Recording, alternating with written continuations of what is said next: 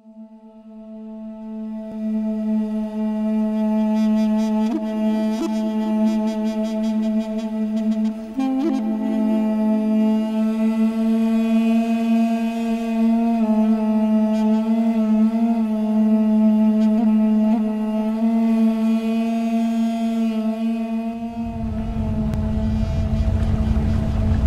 American tradition.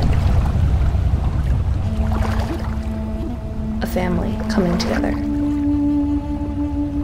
A way to relax. Passed through the generations, fishing has bonded friendships, created memories, and has been an escape from reality.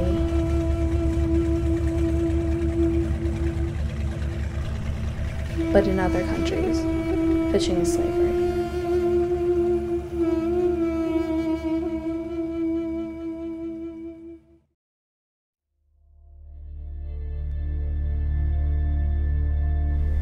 In Ghana, children are enslaved to fishing companies from the age of 5.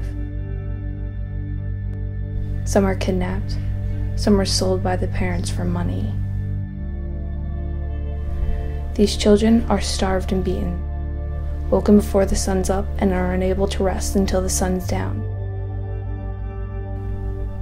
These nets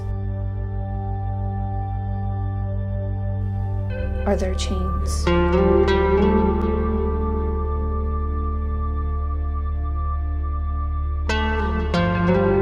Some of them drown or get caught in the fishing net and are unable to escape.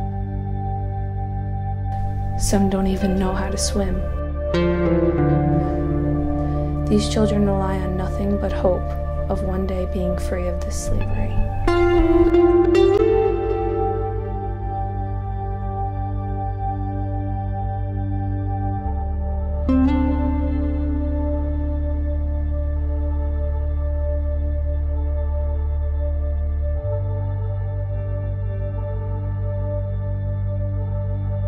You may choose to look the other way, but you can never say again that you did not know.